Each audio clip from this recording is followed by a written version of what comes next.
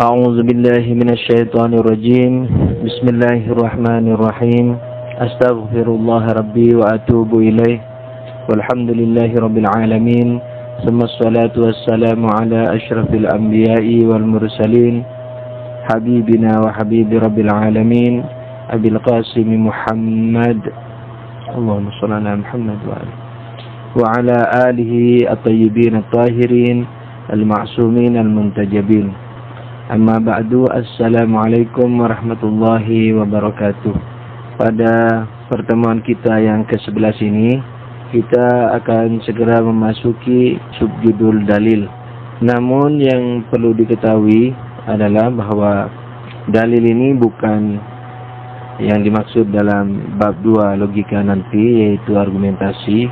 Akan tetapi yakni dalil ini adalah suatu mukaddimah dari pembahasan kata. Yang perlu teman-teman tangkap ruh daripada pembahasan kita dalam bab definisi ini adalah semua mukaddimah yang ada dalam pembahasan logika pertama ini itu adalah pertama, sebagaimana kemarin yang saya tekankan itu adalah walaupun ini juga sama dengan bab-bab yang lain logika, yakni termasuk juga argumentasi, yakni apa? Yakni pembahasan daripada logika, ruhnya itu adalah ilmu kita atau wujud-wujud dalam akal. Yang berkenaan dengan definisi ini adalah apa? Termasuk argumentasi, yaitu yang sekarang ini, yakni dalil ini, itu pembahasannya adalah menuju kepada kata, sebagaimana mukaddimah-mukaddimah sebelumnya yang kita pernah urai juga bahwa kita akan mempelajari bahasa, kan begitu. Nah, tapi bahasa di sini bukan dari bahasa tertentu, tapi katakanlah bahasa dari sudut pandang hakikatnya atau filsafatnya.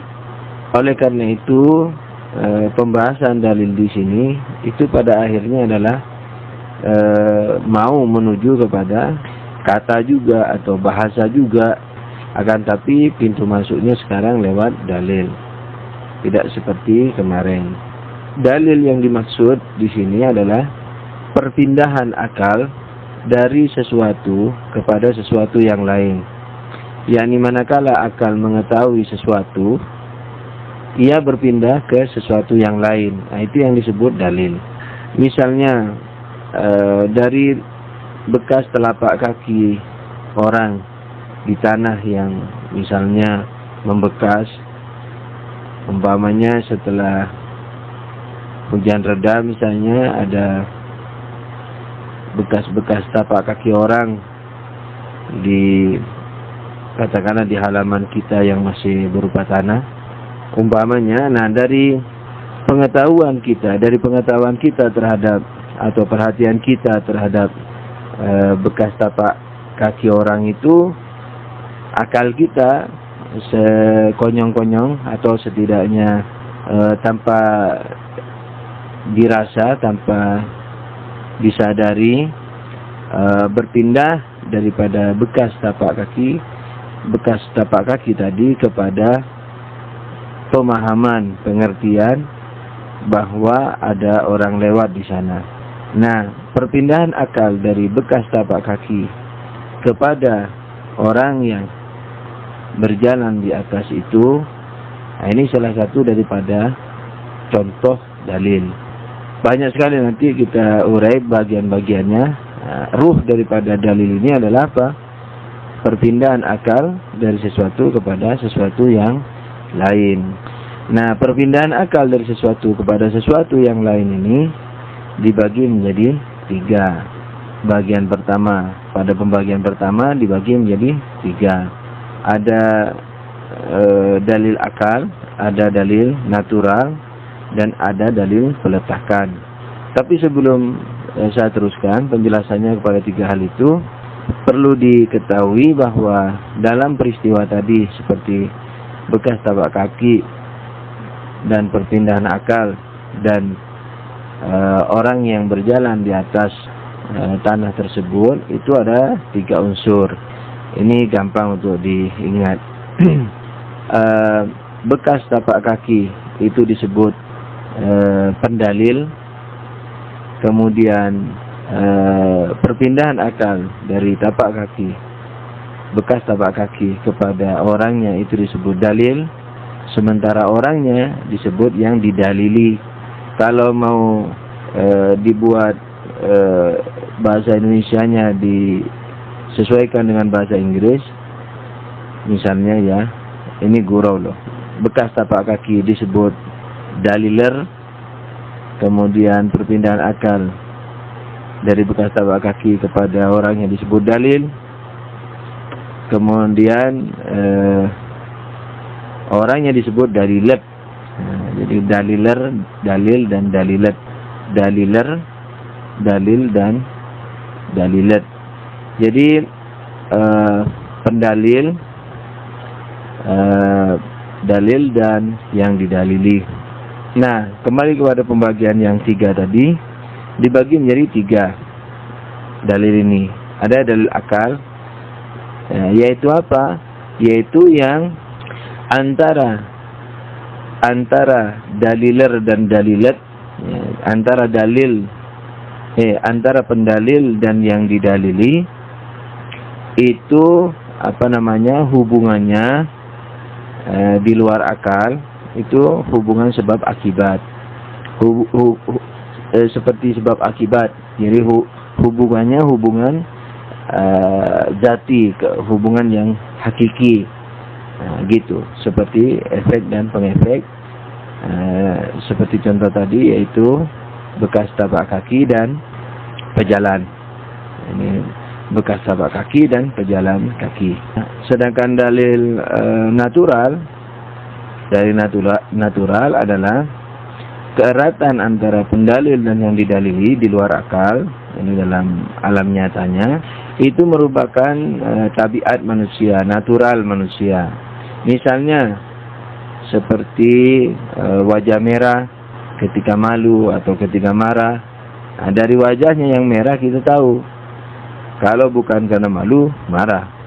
Misalnya itu pucat, misalnya kita tahu dia sakit, dan seterusnya. Nah, yang ketiga, nah ini yang sebenarnya yang banyak menyangkut kita, yang ketiga ini, yaitu dalil peletakan. Dalil peletakan ini adalah kalau keeratan antara pendalil dan yang didalili merupakan keeratan yang timbul karena peletakan manusia, karena pengistilahan, karena kesepakatan. Kadang-kadang bukan kesepakatan, ya, sebagaimana dulu sudah pernah dikatakan bahwa para ilmuwan itu tidak menunggu kesepakatan orang, manakala dia mau meletakkan sebuah nama terhadap hasil temuannya. Nah, itu juga termasuk dalil peletakan, yakni yang diletakkan, yang dibuat, kadang-kadang atau seringnya yang disepakati oleh manusia.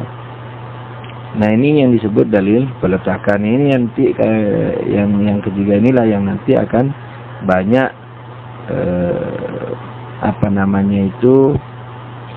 dibahas, digunakan dalam logika, baik dalam definisi atau dalam argumentasi. Kalau orang lama dulu bilang atau ini atawa. Itu saja daripada inti pelajaran hari ini yang ke-11 ini, dan masing-masing di antara 3 bagian tadi, yakni yang dalil akliyah atau tabi'iyah, natural, dan peletakan, itu masing-masing dibagi menjadi 2. Ada yang bersuara dan yang tidak bersuara. Dalil akliyahnya orang yang dalil suara, misalnya ketika orang bilang aduh, kita tahu orang itu misalnya apa? Kesakitan. Tapi ini biasanya termasuk natural.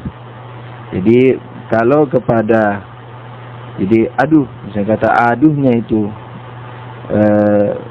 menunjukkan kepada kepada makna daripada aduhnya, yakni sakit misalnya, itu berarti apa? Natural, dalil natural. Tapi kalau kata aduhnya itu menunjukkan atau kita pahami atau memahami dari aduhnya, yaitu terjadi sesuatu, misalnya itu bisa dimasukkan ke dalam dalil akal yang tidak bersuara. Dalil akal yang bersuara. Atau misalnya dalil akliyah, misalnya ada orang berbicara di depan, di luar rumah. Kamu mau pergi kemana? Atau misalnya, saya mau jual mobil. Temannya bilang, baiklah aku beli. Umpamanya itu. Kita dengar dari dalam rumah. Dari suara tersebut kita mengetahui dua hal. Satu, mengerti yang ada orang berbicara. Satu, mengerti isi pembicaraannya. Pengetahuan yang pertama itu disebut dalil apa? Akliyah. Yakni antara suara dan orangnya itu hubungannya hakiki. Ini sebab akibat. Tapi antara suara dan makna suaranya itu dalil peletakan. Nah, jadi dalil peletakan yang bersuara. Tidak terlalu sulit ini. Jadi enak sajalah ke depan. Sebenarnya semua begitu juga, filsafat tidak sulit, logika nggak sulit, tapi harus diresapi. Itu syaratnya. Jangan sesekali karena misalnya terasa mudah terus diremehkan. Nanti kacau, terjadi kekacauan sebagaimana harddisk saya itu sudah rusak, jadi semua data ambles. Misalnya semacam apalah pelajaran saya yang setahun ambles dan seterusnya.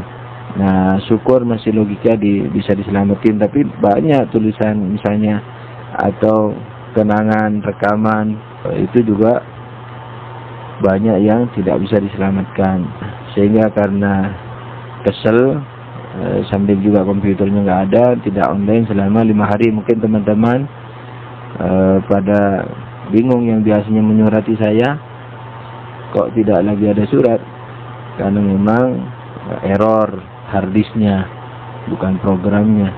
Nah, begitu juga kalau meremehkan kaidah-kaidah yang sekecil apapun dalam logika dan filsafat, itu akan menyebabkan keeroran besar dan kehilangan tujuan hidup, kemudian kehilangan konsentrasi atau perhatian atau fokus kepada apa yang kita cari sebenarnya dengan mempelajari logika dan filsafat atau irfan.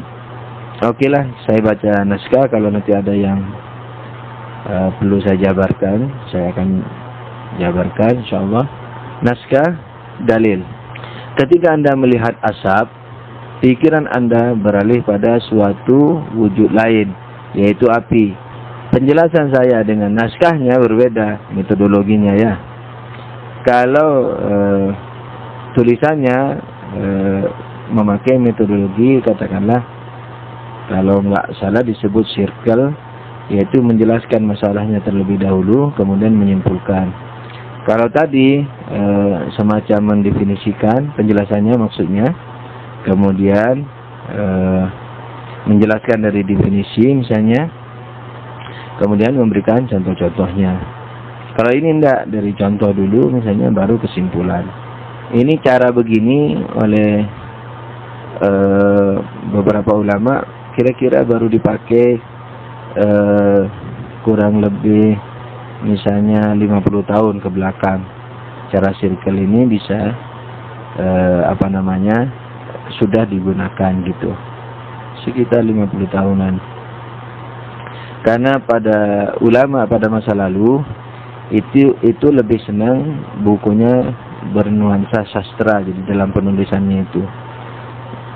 Sedangkan kaidah sastranya adalah semakin ringkas, semakin padat isinya, kata-katanya sedikit tapi banyak isinya, itu disebut baligh, disebut tinggi bahasanya. Tapi kemudian berubah pandangan setelah itu, bahwa memikirkan nasib murid lebih bagus daripada memperhatikan ketinggian sastra daripada tulisan. Oleh karena itu muter-muter dulu, keliling-keliling dulu, baru kesimpulan. Itu metodologi yang kurang lebih 50 tahunan ke sini baru dipakai. Dalil: ketika Anda melihat asap, pikiran Anda beralih pada suatu wujud lain, yaitu api. Hal ini tidak lain karena asap itu merupakan penunjuk atau pendalil terhadap wujud api tersebut. Yani asap menunjuki akal kita kepada api. Dengan contoh di atas, kita dapat memposisikan atau mengkhususkan masing-masing bagian atau unsur, katakanlah, pada kejadian itu dalam posisi berikut. 1. Asap berfungsi sebagai pendalil atau daliler. Kemudian api berfungsi sebagai yang didalili atau dalilat. Kemudian tabiat atau sifat asap yang membawa akal kita kepada api disebut sebagai dalil. Yani secara natural, di mana dikandung dalam asap, secara natural terkandung dalam asap bahwa asap membawa akal kita kepada api, nah itu disebut dalil. Ini kalau mau simple, perpindahan akal kita dari asap ke api itu yang disebut dalil. Memang secara filosofisnya akal kita terbawa. Akal kita apa? Terbawa oleh asap. Nah, oleh karena itu di sini ditulisan dalam keadaan lebih filosofis bahwa dalil adalah sifat natural yang ada pada asap atau setiap pendalil yang membawa akal kita kepada yang didalili atau dalilat. Oke, naskah. Begitulah setiap yang Anda ketahui, baik dari penglihatan, pendengaran, penciuman, dan lain-lain, yang dengan mengetahuinya akal Anda berpindah darinya kepada suatu yang lain, kita katakan sebagai apa? Pendalil. Di apa saja yang kita ketahui dan membawa akal kita kepada hal lain itu disebut pendalil atau daliler. Dan yang Anda ketahui berikutnya sebagai yang didalili. Ini juga mestinya miring tulisannya, yang didalili. Pendalil sudah benar sudah itu miring, kemudian yang didalili tegak, ini tulisannya mestinya dia juga miring. Atau yang ditunjuki, jadi ini juga mesti miring tulisannya. Sedangkan sifat yang dimiliki, yaitu yang memindahkan akal kita kepada yang didalili tersebut, disebut apa? Dalil. Benar sudah, dalil ini miring tulisannya. Dengan demikian kita dapat mendefinisikan dalil sebagai sesuatu yang kalau diketahui akal akan mengetahui sesuatu yang lain. Dalil adalah sesuatu yang kalau diketahui akal akan mengetahui sesuatu yang lain. Ruhnya tadi itu, yakni apa? Perpindahan akal dari sesuatu kepada sesuatu yang lain. Jadi pindahnya akal dari sesuatu kepada sesuatu yang lain disebut dalil. Walaupun secara lebih teliti, apa? Yakni sifat sesuatu, di mana sesuatu itu membawa kepada sesuatu akal kita kepada sesuatu yang lain, nah itu yang disebut dalil. Pembagian dalil. Naskah. Sebab dari perpindahan akal di atas adalah pengetahuan akal itu sendiri terhadap eratnya hubungan di dalam akal antara pendalil dan yang didalili. Sebab dari perpindahan akal di atas, kenapa bisa berpindah dari pendalil kepada yang didalili? Adalah pengetahuan akal itu sendiri terhadap eratnya hubungan di dalam akal antara pendalil dan yang didalili. Yang mendalili api di luar akal, asap di luar akal. Pendalilnya ya. Pendalilnya adalah asap di luar akal. Yang didalili api di luar akal. Nah, kenapa akal kita bisa berpindah dari asap ke api? Karena akal kita tahu bahwa di luar akal antara asap dan api itu berhubungan erat. yakni pengetahuan akal kita terhadap eratnya pendalil dan yang didalili, terhadap eratnya daliler dan dalilat, maka akal kita berpindah-pindah dari satu ke yang lain. Itu penyebab daripada perpindahan. Jadi kalau ditanya apa penyebab perpindahannya, perpindahan akal dari asap ke api, jawabannya adalah pengetahuan akal kita atau pengetahuan kita terhadap eratnya hubungan keduanya di luar akal. Nah, sekali lagi, sedang keeratan itu sendiri disebabkan oleh pengetahuan akal tentang keeratan keduanya di luar akal. Nah, ini tadi yang saya sudah terangi. Oke, jadi saya ulang dulu. Sebab dari perpindahan akal di atas adalah pengetahuan akal itu sendiri terhadap eratnya hubungan di dalam akal antara pendalil dan yang didalili. yakni di dalam akal erat sekali antara asap dan api. Asap, api, asap, api. Atau kata buku dengan bukunya, itu erat dalam akal. Nah, keeratan dalam akal ini disebabkan keeratan keduanya di luar akal. yakni dalil yang langsung, penyebab langsung daripada perpindahan akal dari asap ke api. Karena yang berpindah itu kan bukan asap di luar dengan api di luar, kepada api di luar, tapi asap dalam akal kepada api dalam akal, kan gitu. Nah, perpindahan sebab pertama dari perpindahannya adalah keeratan akal, keeratan yang diketahui akal bahwasanya antara asap dan api itu sangat erat dalam akal. Nah, sangat erat dalam akal ini disebabkan oleh apa? Oleh keeratan keduanya di luar akal. Naskah, karena keeratan keduanya, yakni pendalil dan yang didalili, bermacam-macam bentuknya, maka dalil sebagai apa?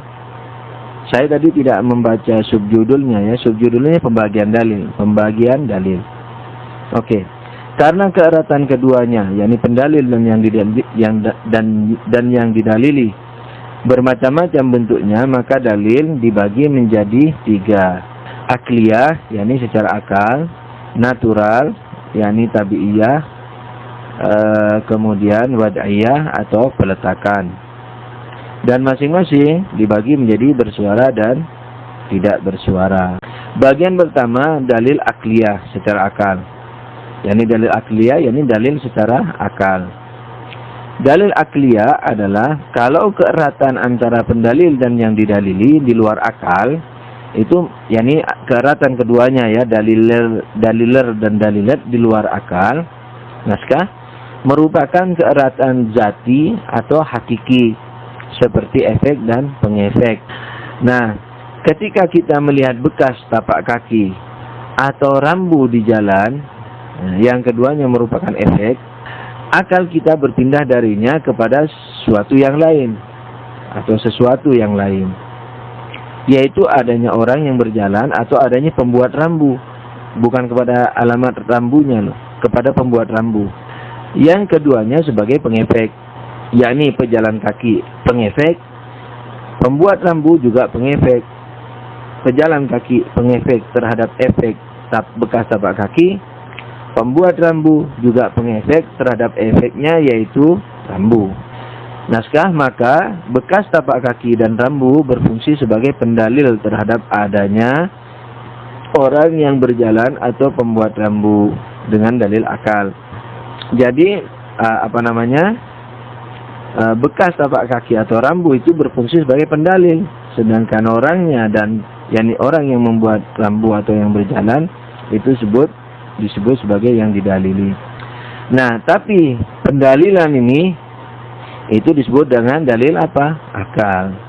Naskah, hasil dalil akal tidak akan atau tidak bisa berbeda pada siapapun juga, pada setiap orang. Dalil akal. Jadi dalil akal ini karena hubungan antara daliler dengan dalilat itu adalah keeratan hakiki, maka semua manusia mengetahui ini. Jadi kalau tahu pasti pengetahuannya sama, gitu, nggak ada perbedaan. Tidak perlu disepakati, yuk kita bersepakat kalau ada bekas tapak kaki berarti ada orang yang jalan di sini. Nggak perlu begitu. Jadi semua orang tahu, berbagai bangsa dan bahasa. Jadi perpindahan akal dari dalil akal ini itu adalah sama di antara semua manusia. Yakni apa? Tidak ada berbeda suku bangsanya atau tidak berbeda juga bahasanya. Dalil akal ini dibagi menjadi dua naskah ya.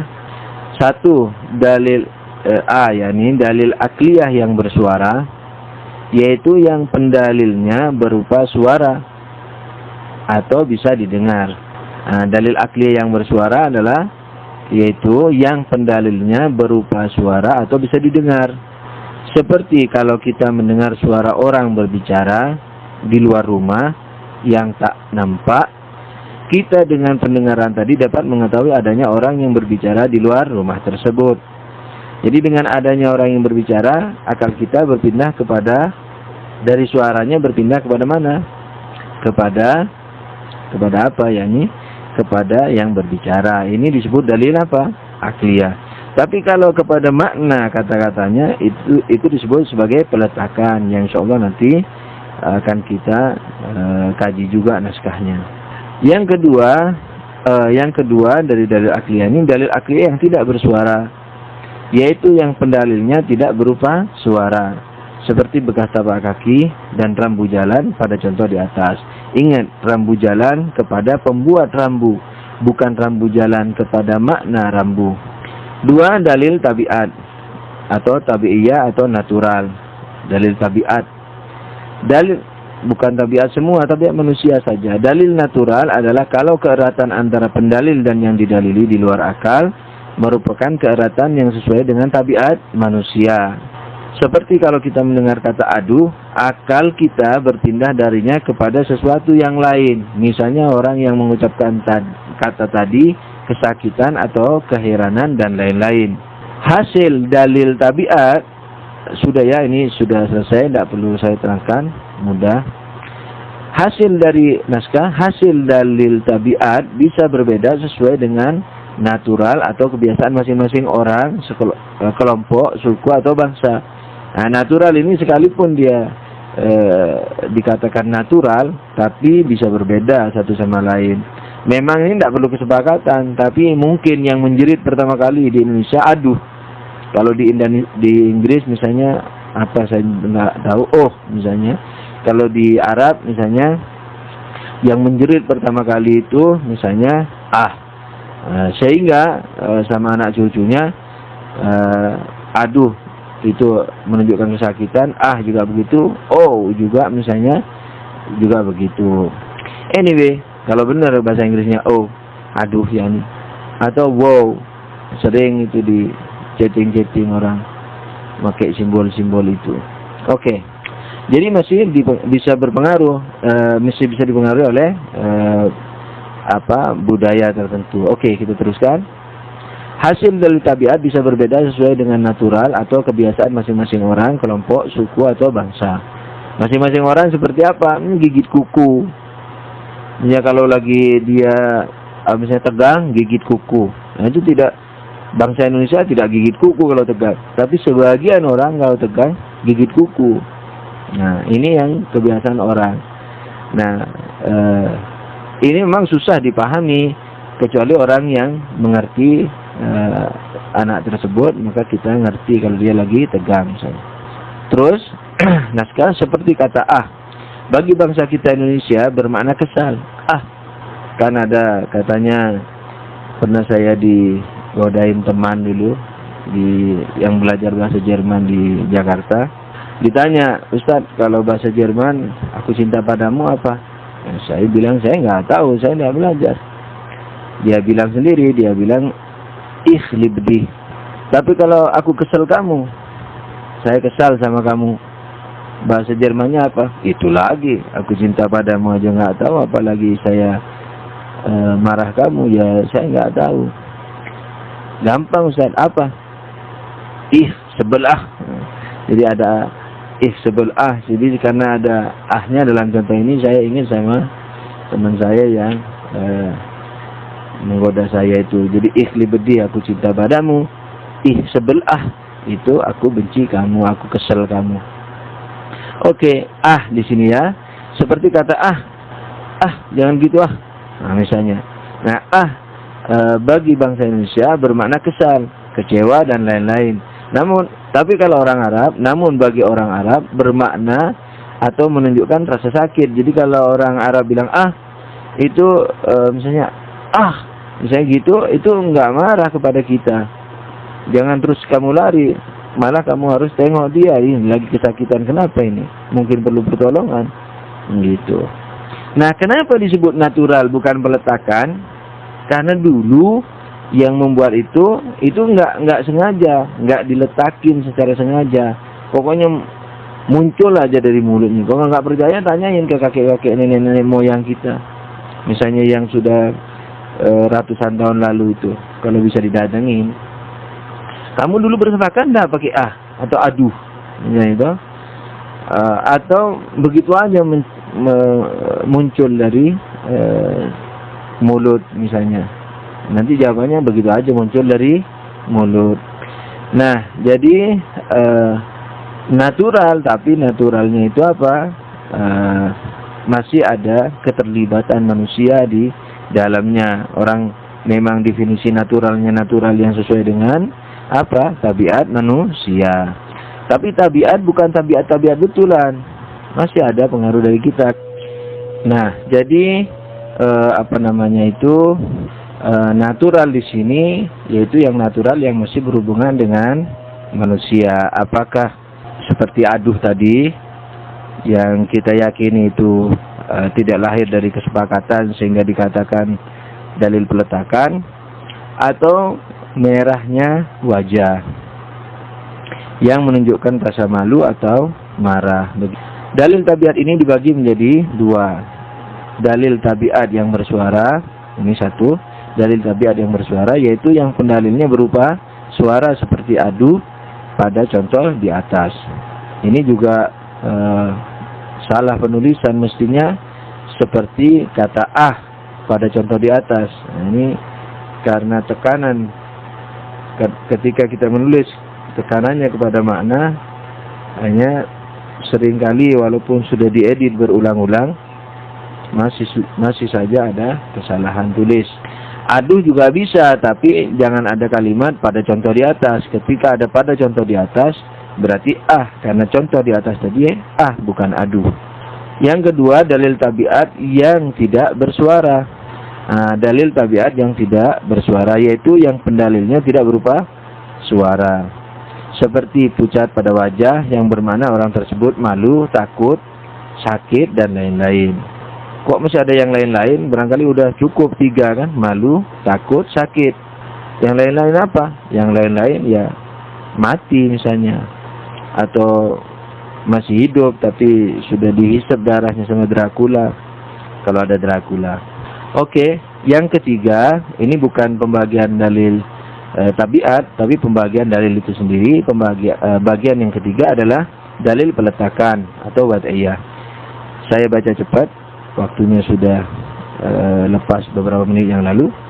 Dalil peletakan adalah kalau keeratan antara pendalil dan yang didalili merupakan keeratan yang timbul karena pengistilahan atau peletakan atau kesepakatannya yang menjadikan adanya salah satu dari keduanya, yakni pendalil sebagai dalil terhadap wujud yang lain, yakni yang didalili, yang menjadikan adanya salah satu dari keduanya, yakni pendalil sebagai dalil terhadap wujud yang lain, yakni apa? Yang didalili.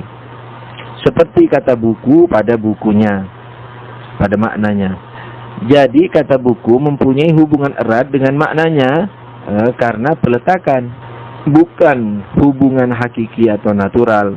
Dengan dasar bersuara atau tidaknya dalil ini juga dibagi menjadi dua. Nah, dalil peletakan ini pasti banyak perbedaan antara suku-suku dan bangsa-bangsa. Dalil pertama dari peletakan ini adalah dalil peletakan yang bersuara, yaitu yang pendalilnya berupa suara, sebagai semacam kata buku pada contoh di atas. Betul ada contoh di atas? Nah, ada itu buku. Dua, dalil peletakan yang tidak bersuara, yaitu yang pendalilnya tidak berupa suara, tapi peletakan. Apa? Tulisan. Semacam kata buku yang dituliskan. Atau semacam rambu jalan misalnya, penunjukan tanda berhenti, atau semacam rambu jalan.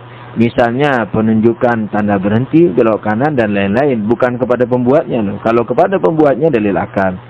Kalau kepada belok kanan, kiri, berhenti, dan seterusnya, itu apa? Peletakan, kesepakatan, peringatan. Dengan melihat rambu-rambu jalan, kita dapat mengetahui dua hal. Pertama, kita mengetahui bahwa ada orang yang membuat rambu-rambu tersebut. Dalil yang demikian adalah dalil akli, dalil akliyah, akal.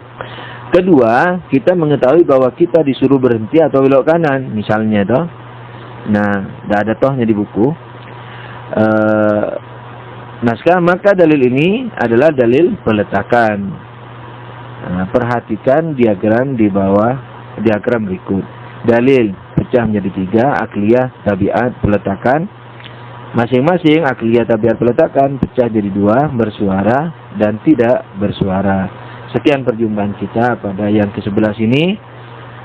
Semoga Allah selalu mengampuni dosa-dosa kita dan kedua orang tua kita dan siapa saja yang pernah berjasa kepada kita, dan semoga juga pengampunan tersebut bukan hanya berupa pengampunan dosa, tapi juga taufik kepada hidayah, kepada kebenaran, apakah kebenaran akhlak, perbuatan, atau akhlak berpikir.